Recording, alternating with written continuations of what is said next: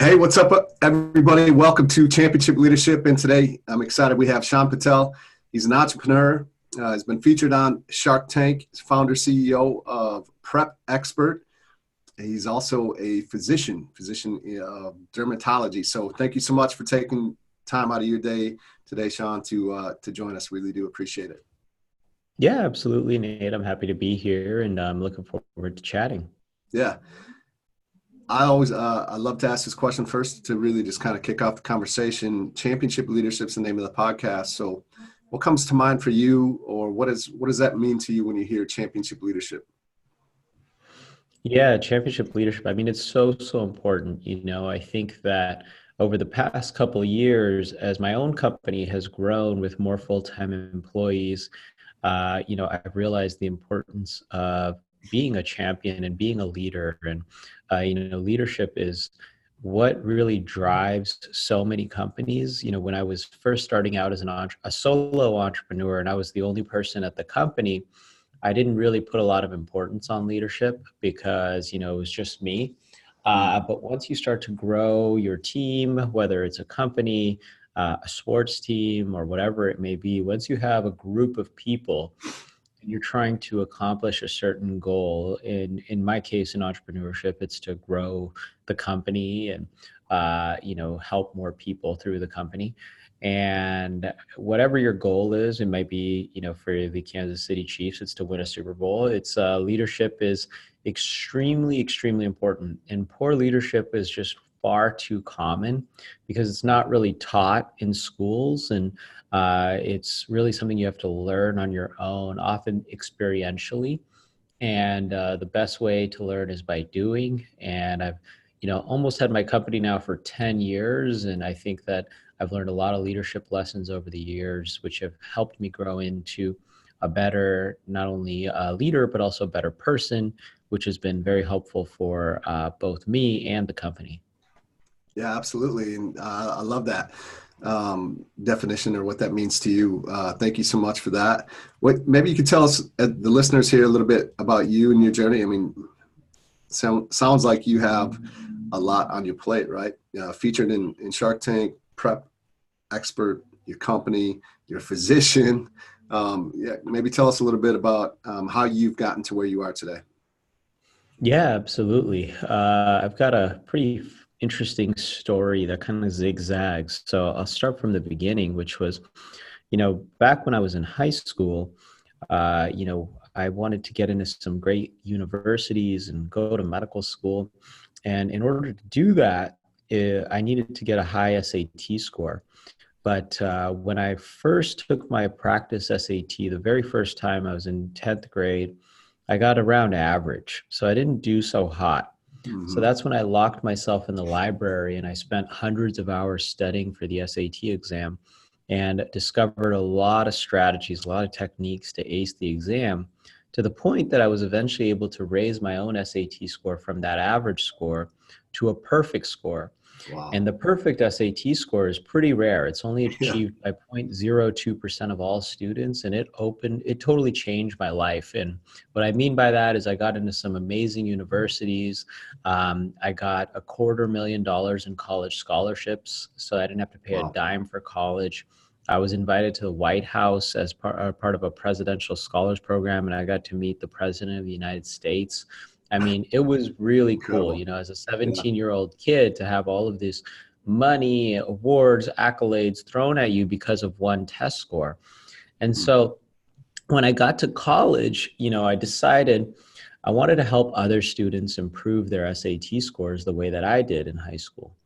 And what I did was I set out originally to write a test preparation book, an SAT book. And I pitched the idea to, I thought it would be awesome. I was like, oh, this will be the first book written by a perfect score student. It'll sell like crazy. But, reality kind of hit me in the face, which was, back then, 10 years ago, you had to go through a major publishing house. Self-publishing wasn't as big as it Yeah. is Yeah. today. Sure. And so I put together a book proposal. I pitched it to 100 literary agents and publishers. I ended up getting rejected by every single one. They said the SAT prep market is too competitive. They said I didn't have a platform to write the book.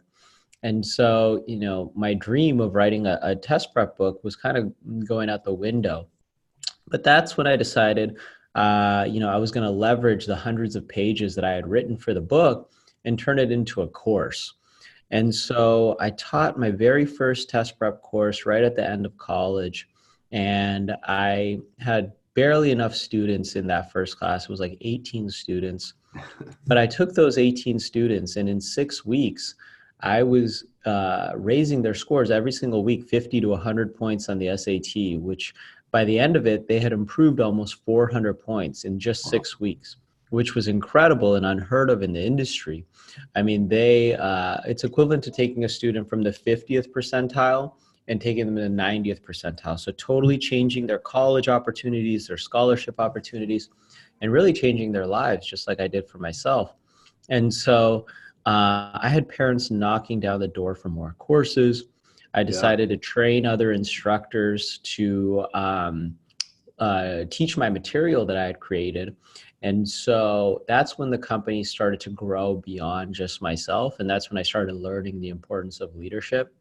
Um, Fast forward a couple of years, 4 or 5 years into the company, I wanted to grow it beyond just my hometown where I originally started the company. We were doing well as a small business. I'm from Las Vegas. That's where it was. So Okay. I guess not that small of a town. Yeah. I wanted to grow it beyond just one city to multiple cities. I wanted to grow it online. So I decided to pitch the company on Shark Tank for an investment. And so I went on Shark Tank in 2016. I pitched the company. I ended up closing a deal with billionaire Mark Cuban.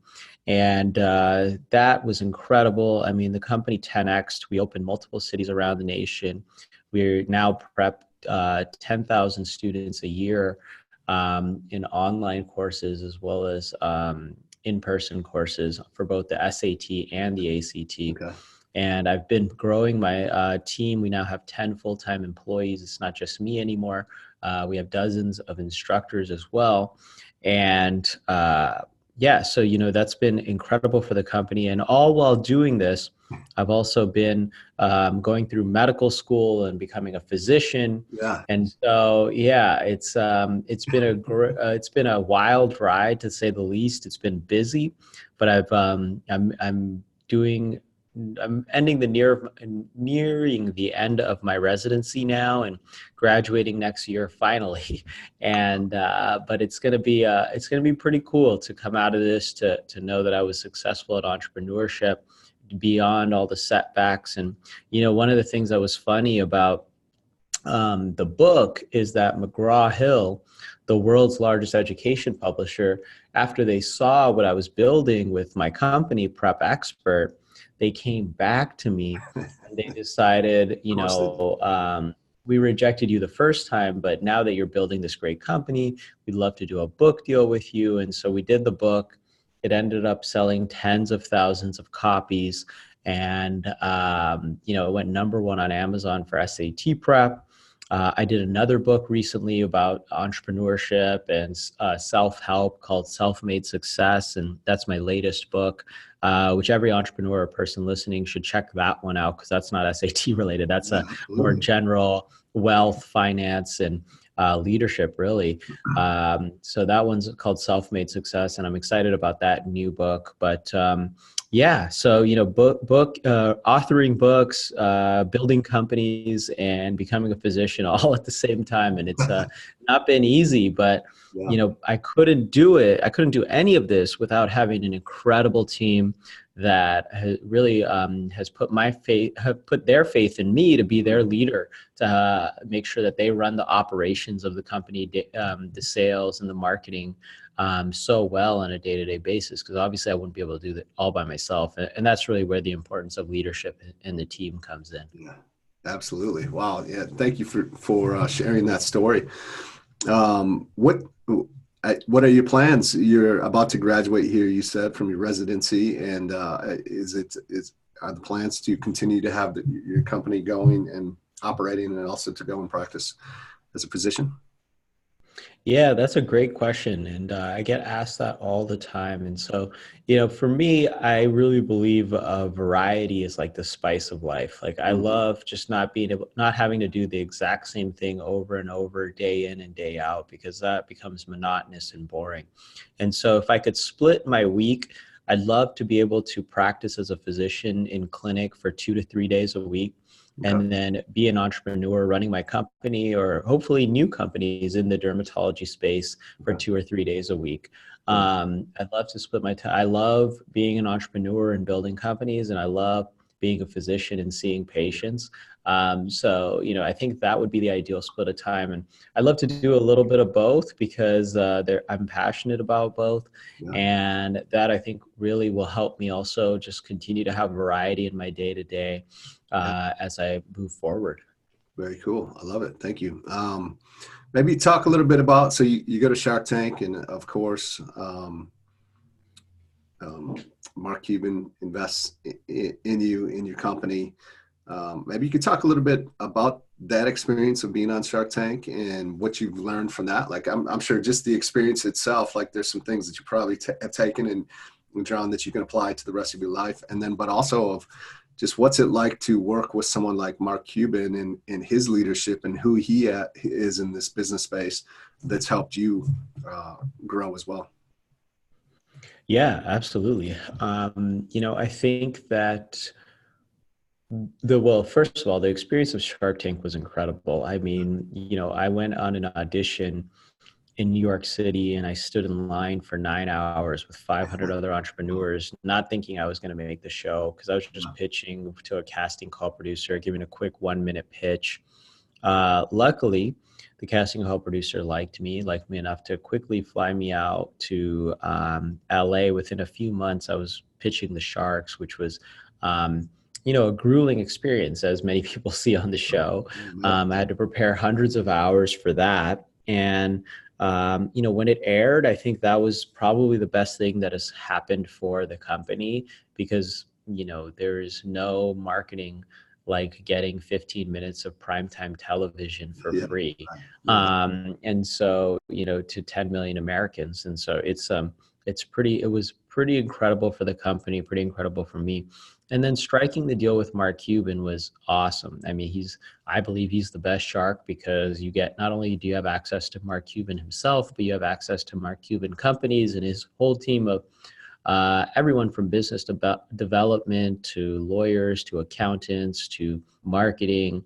And so they've been really helpful and supportive in so many ways for the business. But Mark Cuban himself has really taught me a lot about leadership, and especially because he's one of the busiest guys, probably busier than me, and he's a business luminary and billionaire. So to be able to access that kind of person and interact with him.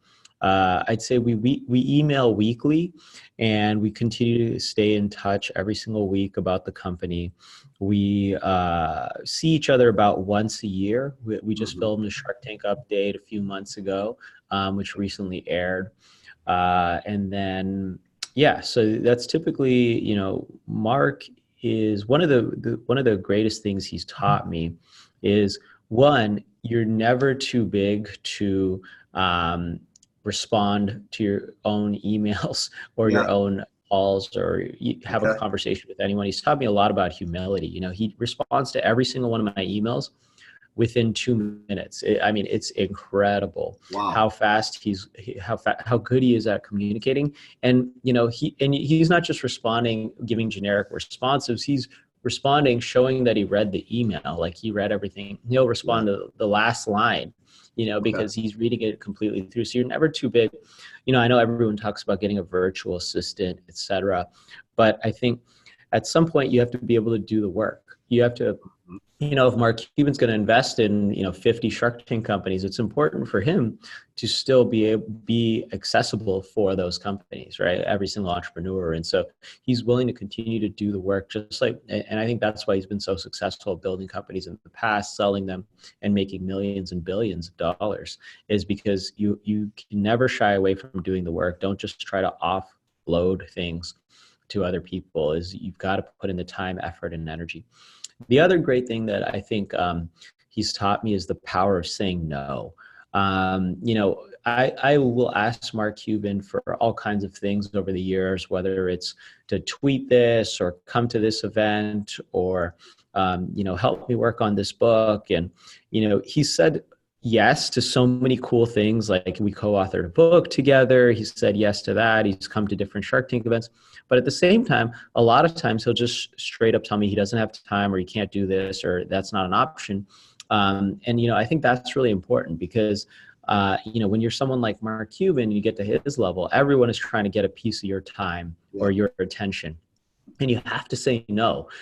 For me, I haven't learned that lesson completely yet. I say yes to just about everything, whether it's someone who wants to do a phone call or who wants to meet up for a bit or, Well, you're on whatever this it may be. podcast, right? I mean, Yeah. I mean, I say, yeah, right now, right now I say yes to every podcast and that's part of building your brand. But I think at the same time, I think you have to start making sure that you know the value of your time. And people, as you get to that level, as you continue to build your reputation as an entrepreneur, build your reputation as a business person, et cetera, they're going to try to want your time and you have to be able to say no.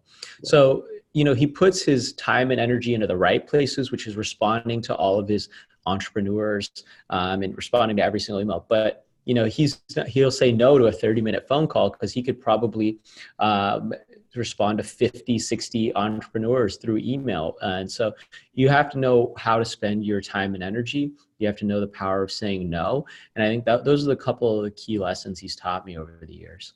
Yeah, those are powerful. And thank you for sharing those. Because he's got, that's just such a great point for someone like Mark Cuban is.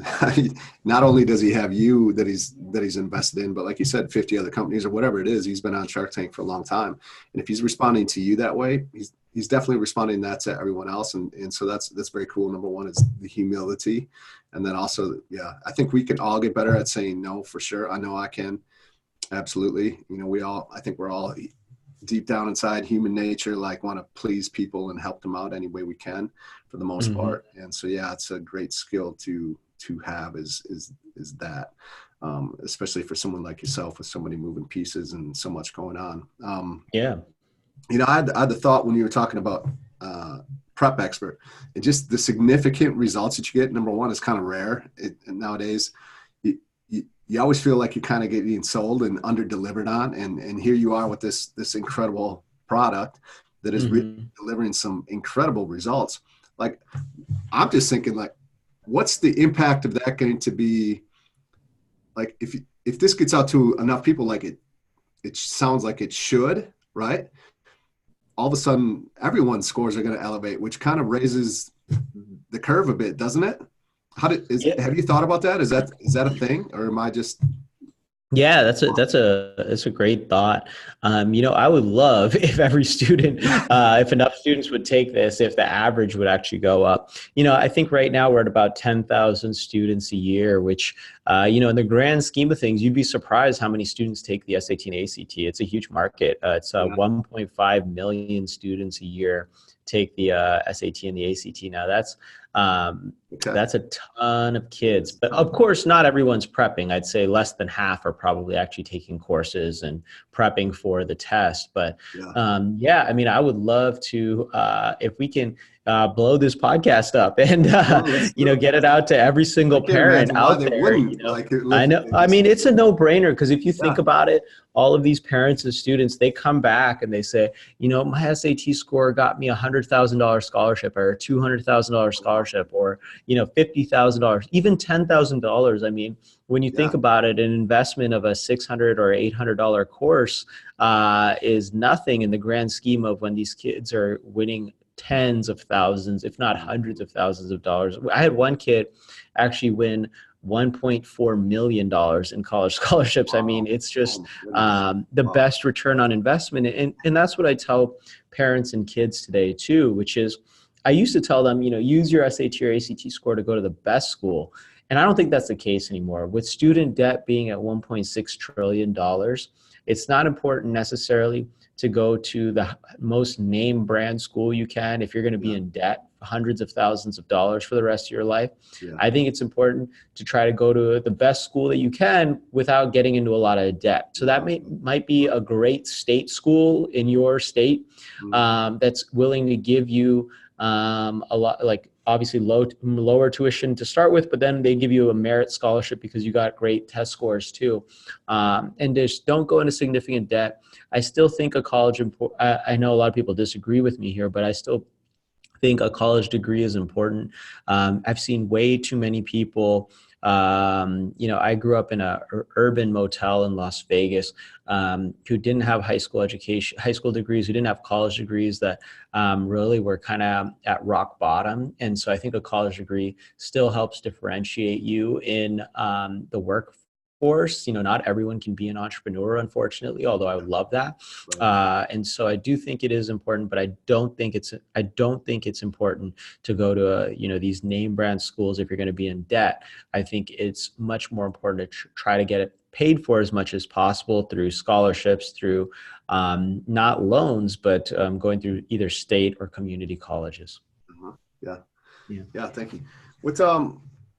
What is like a critical moment or a turning point for you? I love asking this question, and obviously you've made the decision that you have, which has you where you are today. But had you maybe, I think it's kind of that fork in the road moment where you're conflicted on which way to go. You really are feeling pulled to go in the direction that is good for you, but yet sometimes you're kind of getting pulled to go the other route that might be what we look like from the outside in as the safe route, but it's not the one that deep down that you need to take. And had you made that different decision, you'd be somewhere very different in your life. Like, is there a moment that you can think of that where you came to that crossroads, but you did make the decision you did, but had you not, could be completely somewhere different in life?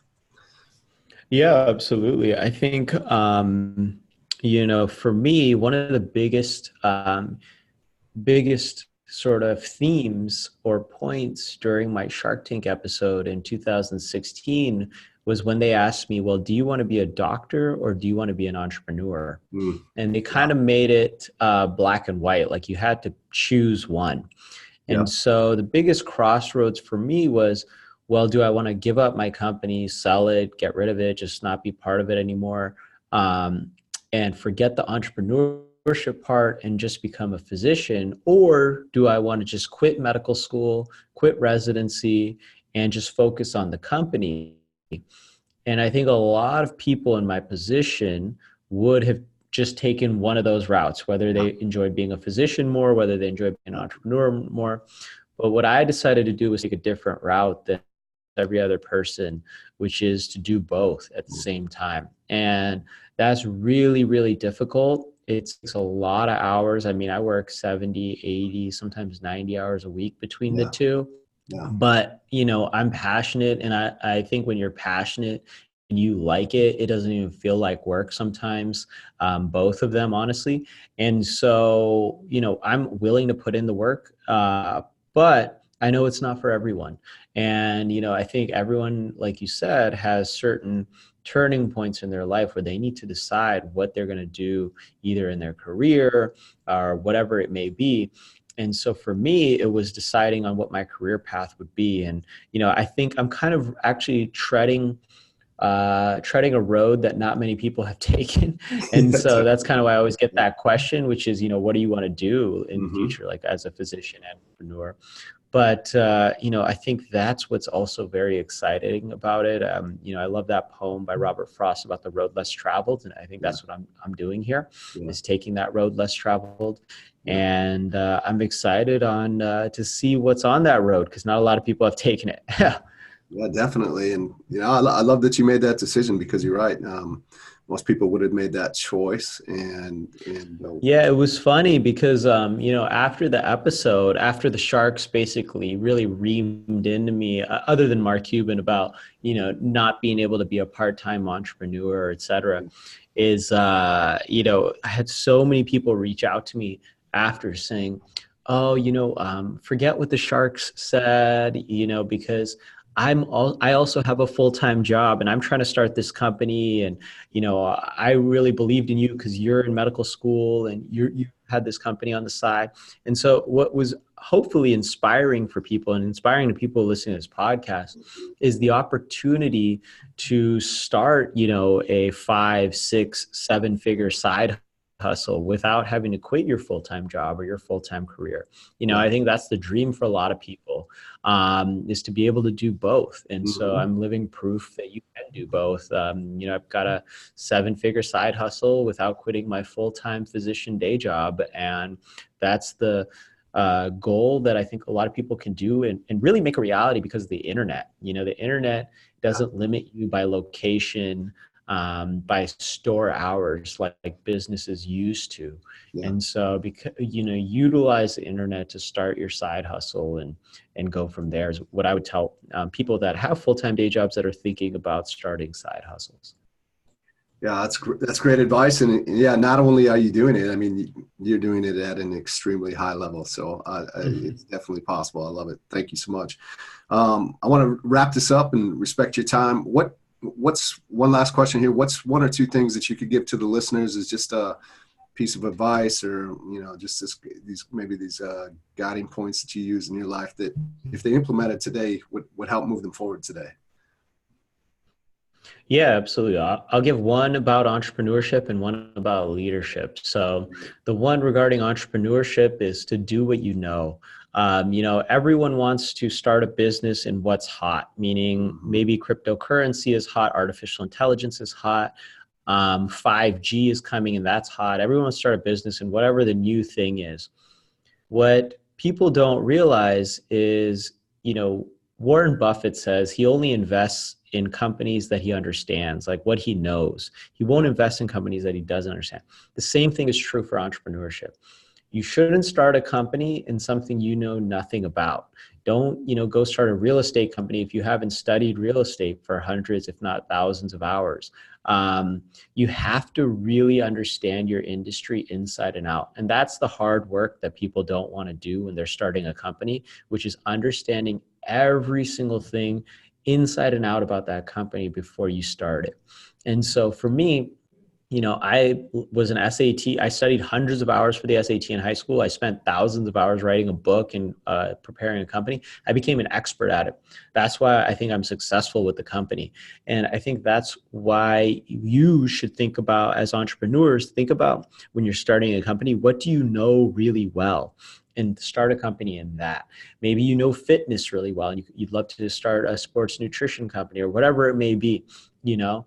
And if you don't know anything really well, start studying something like, I'm in dermatology residency. I'd love to start a skin company in the future or derm business in the future, but I'm putting in my 10,000 hours of effort right now in residency to learn everything inside and out before I start a company, just go out there.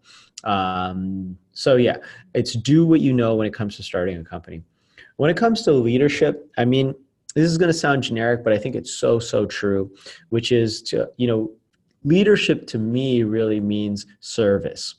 Leadership doesn't mean telling other people what to do and, just hoping that they listen to you. That's not, you have to lead by service and example. For me, I still show my employees that I'm working 80 hours a week on everything, whether it's being a physician or the company. They'll get emails from me at 10 p.m., 11 p.m. at night because I'm working on the company. And, that hard work and dedication towards the company trickles down because it's not telling people what to do. I'm actually doing the work and then for talking to them about it and working on it.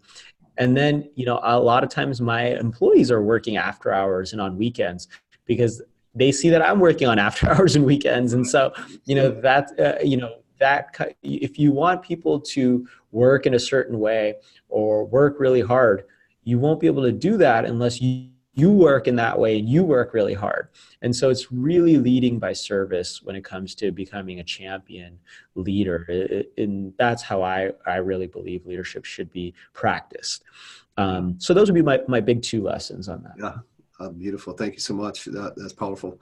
What are a few ways? I know you got the book coming out, so yeah, just let us know how we can follow you and support you as well, and what you got. Yeah, absolutely. If you enjoyed some of these lessons, I'd love for you to check out my book. It's called Self-Made Success. It's on Amazon. It is 48 strategies to live happier, healthier, and wealthier.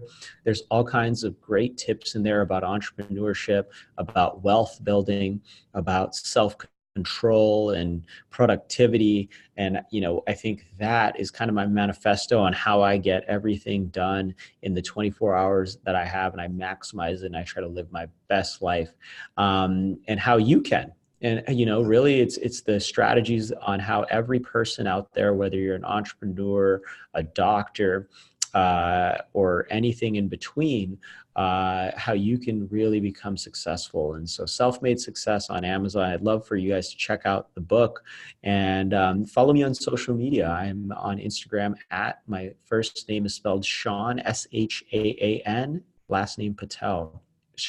At Shaan Patel. Awesome. Thank you so much. I appreciate you taking time out of your incredibly busy schedule and to take some time with us and the listeners. Thank you so much. Really appreciate it, Shaan. Yeah, absolutely. Thanks for having me on. Appreciate it.